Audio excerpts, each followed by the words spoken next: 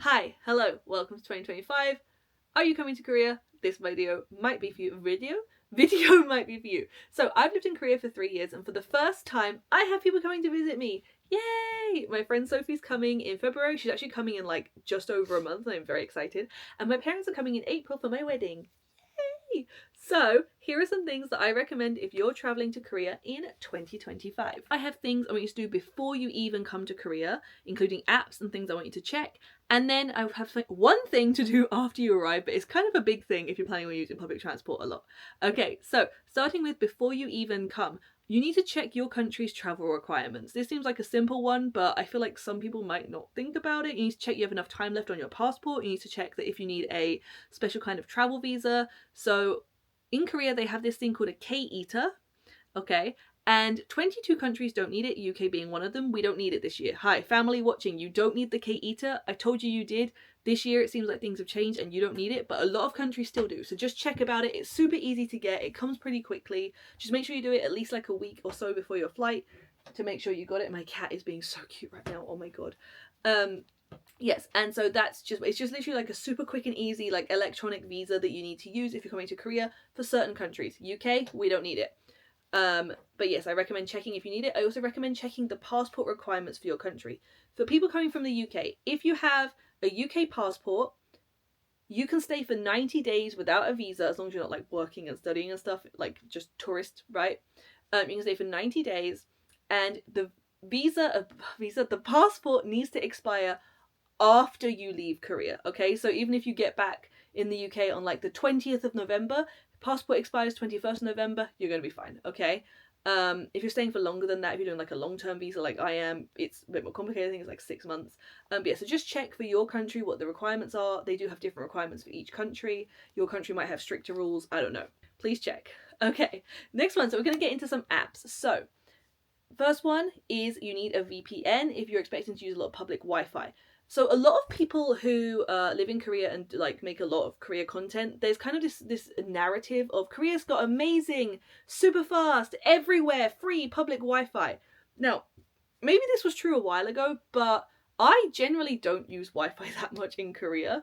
I use my data when I'm out and about because one, the public Wi-Fi is like open and public, so it's not necessarily safe, and two, they've recently announced that they're going to be reducing the amount of like public free Wi-Fi the government pay for anyway, so it's going to become up to like the individual districts, so it's going to be reduced anyway.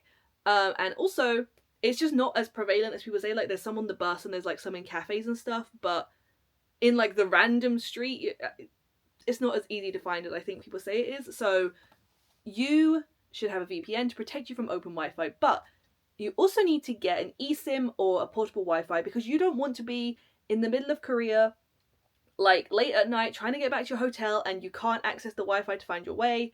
I just get an eSIM or a portable Wi-Fi. Apps I recommend for that are Klook and Trazy. They're also websites, not just apps. I recommend them for so many things, okay? They have, you can buy eSIMs, you can buy regular SIMs. I bought my actual like phone SIM card from Trazy before I even came to Korea, like they delivered it to my house. You can also buy tickets to various attractions. You can buy like travel cards and stuff. They kind of do a bit of everything. They have information about things they recommend you do while you're here. Yeah, so I recommend both of those sites. They're kind of equal, as far as I'm aware. And yeah, use them to plan your trip and some kind of access to the internet that isn't just depending on free Wi-Fi, okay? Please, I beg you, because it's not as prevalent as people think it is, especially outside of Seoul. If you're leaving Seoul, you need your own access to the internet, okay? And a VPN to go with it. Okay, so those are my recommendations. Again, Klook and Trazy for like everything you want. They do hotels, everything. This is not sponsored. I mean, look at how many subscribers I have, okay? No one is sponsoring me. But yes, okay. Other ones for hotels, you could also use Agoda. This is in English. We used it when we went to Japan. It's a hotel site and it's in English. There's also another one called Yanolja. That's the one we use mostly, but it is in Korean and my fiance is the one that uses it because my Korean isn't that good. So if you're with someone who speaks Korean, Yanolja is fine. Otherwise, Agoda's fine. I think Airbnb is pretty good if you're in Seoul. Outside of Seoul, less so. Okay, so I know I'm speaking really fast. Check your passport, check your travel requirements. Do you need a K-ETA? Get a VPN, get some kind of access to the internet that isn't just free Wi-Fi. Use Klook or Trazy to help you with planning and stuff. Okay, alright. Agoda for hotels, or Yanolja if you're traveling with someone who speaks Korean. Wonderful. Okay, so next thing. If you're coming and you're expecting to use Google Translate, Google Maps, Google Pay, you might have some trouble. So generally, Google will be fine. Okay, Google Maps, Google Translate, they should be fine. But Koreans generally don't use them. They have their own versions. So those versions are the more accurate ones. So I recommend Papago for translation. I think it is just more accurate than Google Translate. I just generally find it's closer translations than what Google Translate does. And then for traveling, Kakao Maps or Naver Maps. Okay, Google Maps works here and it's pretty good, but it's not completely accurate because most like companies and stuff, most businesses don't put themselves on Google Maps because it's not as used. Like Kakao Maps and Naver Maps, they're definitely going to be more accurate, especially for things like trains and the subway. Yeah, that is my recommendation. Google's probably getting better. Bless you. Bless you. Okay, he's done. So yes, I recommend getting Kakao Maps or Naver Maps, and also try and get like a Kakao taxi. You can pay with cash in the taxi, but if you're expecting to be able to like get an Uber or something in Seoul, probably fine. But Koreans, again, generally they have their own one, which is Kakao Taxi. So I recommend just getting it, setting up an account just in case you can't depend on Uber. Okay, so next one is Korail, the Korail app. If you're planning on leaving Seoul, because most people are coming to Seoul, if you're planning on going to Busan or traveling to like any other city that isn't accessible on the subway, I recommend Korail because that is the website that most Koreans use to buy their rail tickets. So if you're planning on leaving Seoul, that's the one you need, because if the subway doesn't go there, you have to like book the ticket, right? For the subway and for the bus, you don't need to book it. I'm going to tell you about the card you can get to make that a lot easier. But yes, if you're planning on leaving Seoul, Korail. Alright, you can also get a Korea Rail card, or Korail card, I think it's called, a Korea Rail card. And that's gonna basically, from what I understand, I've never used it, but from what I understand, you basically buy, say for example, you buy like a 10-day Korea Rail card, you can use it for like 2 of those 10 days, or 5 of those 10 days, depending on how much you pay, and you can use it to book 2 seats for each of those days. So for example, if I buy it for 2 days, the first day I can use it to buy 2 seats, the second day I can use it to buy 2 seats, and that means like, for example, 1 seat going to my location, 1 seat coming back from my location, or 2 seats going out, like 2 total, right? So I'm actually not going to use this when my friend Sophie comes, because I don't think it's worth it. We're only going to Busan and back, and I think I'm just going to buy the tickets separately. I don't think it's worth it for us to get it. But if you're planning on going out of Seoul a lot and traveling around a lot, it might be worth it for you. So I definitely recommend making a rough plan of what you want to do and making sure if it's right for you or not. A lot of this stuff does depend on what you plan on doing. But if you're planning on pretty much just staying in Seoul and the areas around Seoul, you're going to be just fine with just the subway. Okay. Other stuff to do before you come. You need to know the name of your hotel. Unless you have a visa like mine, like a work visa or a marriage visa or a student visa, when you are on the plane, they're going to give you an immigration form and a customs form. Everyone gets the customs form, whether you're a citizen or a resident here or not. But if you're coming on a tourist visa, if you're coming as a tourist, you need to do the immigration form. And for that, you need the address of where you're staying. Okay, even if it's just like the first hotel you're staying the first night, it doesn't matter, they don't check, but you just need to have an address down, right? And then if they have a problem, they can check it, right? But generally, for example, if you're staying at a hotel in Incheon for one night before going into Seoul, just write that hotel name. You don't need the full address, just the hotel name is fine. If you're staying with a friend, you might need their address, but just make sure you have that like somewhere, maybe put it in like, tuck it into your passport or something, just make sure you have a note of it so you can fill it out when you're on the flight. Okay, you can also fill it out when you arrive, but obviously you might not have Wi-Fi immediately. I would prepare it just in case. Yes, next one, it's kind of related to traveling, and again, you can get these on Klook, you can get these on Trazy, same for the Korea Rail Pass, you can get those on Klook or Trazy, Klook or Trazy, I think, is the Discover Seoul Pass, and this is basically like a card, you prepay for it, and then you can go to various attractions around Seoul.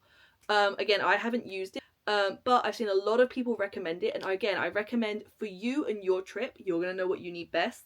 I recommend just checking it and seeing if it's for you. There's also like the Go City Seoul Pass, which I think is pretty similar. So yeah, just check, see if it's for you. Maybe it's not, but I would recommend having a look at it.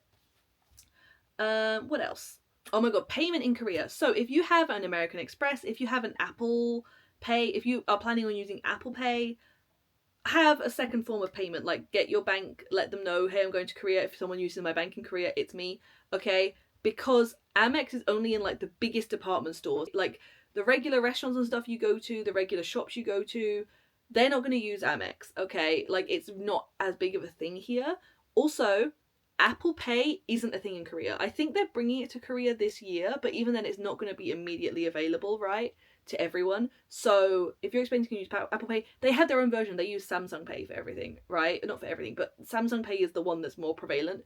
So yeah, I recommend making sure your debit or your credit card is able to use in Korea, or you have some other kind of travel payment system. But I would just make sure your credit card or your debit card is available to use while you're here. And cash. More places are beginning to not accept cash. Like a lot of buses and stuff won't accept cash anymore. And a lot of companies and like restaurant stuff, they're not accepting cash anymore. Like, not a lot, but I just make sure you have a card too, okay? Yes, so make sure you have a separate payment system ready to go. Another one I have, which is kind of related to planning, is just, this is one that I realized when I was booking my hotels for when Sophie comes. What are we gonna do before we can check in with our luggage, right? Like, I would recommend checking reviews for your hotel, or maybe reaching out to them and just checking like, hey, check-in isn't until 3, but I'm gonna be arriving at 12. Can I leave my bags with you? Or like, hey, checkout's at 12, but my flight's not until 6 and I want to go to Seoul for like lunch or something. Can I leave my bags with you until it's time to leave? Like, I would just recommend reaching out to them and checking what their bag policy is. There are some like luggage lockers and stuff available, but they can be quite hard to... I've never really seen many, and they probably get used quite a lot. Like, they're probably... I can't think of the word, like, busy? I can't think of the word right now. But yeah, so just make sure you have a plan for what to do with your luggage. Even if that plan is just dragging it around Seoul with you, yeah, just be prepared, because that's what I need to think about when Sophie comes. That's one thing I did not consider. Okay, so next one is the one thing... Is that the final? Is that yes? Yes. Okay, the one thing I want you to do when you get to Korea, when you get through the airport and you arrive, you're through customs, you've got your bags, everything's good to go. I want you, if you're going to be staying in Seoul or staying in cities, because most cities use it, I want you to go to a convenience store. There's some at the airport. Convenience stores here generally are open 24/7. You are going to get a T-Money card. So let me show you what the symbol looks like. This is the symbol you're looking for. Okay. Ta-da! This is backwards. It will literally be like this symbol and then money. Okay. This is what I use to travel in Korea. Buses and subway. You basically buy the card. It's about 4,000 won, and then you use cash, only cash, to top up the card, and that's what you tap to get through the subway. That's what you tap to get on the bus. You can also use it at convenience stores, restaurants, some. If they have the T-Money symbol, you can use it, okay? But if you're planning to travel to Korea, you can use it for taxis, okay? Whether you're using Kakao Taxi or like a regular one off the street, T-Money card is the go-to for travel stuff. Now, obviously, if you're going on actual train, you need that KoRail app. If you're planning on getting a coach, I don't think I've ever really used a coach in Korea, so I don't know what the coach app is. Honey? Yeah. What's the coach app? There are some applications related to it. Uh-huh. But it's Korean. Okay, so that's hard to use if you don't speak Korean then. Alright, never mind. You can try and go to like a bus station, like what they call it a bus station is also usually like a coach stop, and try and buy the ticket then. But generally I recommend just getting trains because the KoRail app's pretty easy. And also, again, like you said, you can use the Korea Rail card. Anyway, so T-Money card. You need to get a T-Money card. Okay, thank you. Get it at any convenience store. You can pay for it with like a bank card or something, but you need to put the money into it with cash. You give the cashier cash, you tap it on the machine, and the cash goes into the card, okay? You cannot use like a bank card to put money on it. You need to use cash. Okay. Hi! My cat's being really cute. Okay, so summary. Specifically targeted for my family, okay? Even though I've checked and you don't need it, I would recommend you check yourself just to make sure, and I'll check as well before you come. K-ETA, passport stuff. Now, like I said, I think you should be fine as long as your passport is valid for your trip, but just checking. I would like you to download Papago for translation because Jaehyun and I can't be with you the whole time you're here. I would like you to get Kakao or Naver Maps for travel. I'd like you to look at Klook or Trazy to see if there's anything you want to do while you're here. It can help you buy tickets and stuff, help you plan your trip. I recommend getting some form of portable Wi-Fi or eSIM. We've booked your hotel, so you don't need to get that. Yeah, I think that's everything. And when you get here, get a T-Money card. Sophie, you don't need to get this because I'm getting it for you. I already have an extra one, actually. Is that everything? Kakao taxi, maybe, because if Jaehyun and I aren't with you, you might need to get a taxi. Yeah. I think that is everything. Wonderful. Good job, everyone. I'm in such a weird mood. I've been trying to shoot this video for like 2 hours and I keep like messing up my words. Anyway, thank you so much for watching. Please stay tuned for cute stuff of my cat. We put that at the end of every video. And yeah, I look forward to seeing my family and friends in Korea this year and getting married this year. And yeah, okay, bye.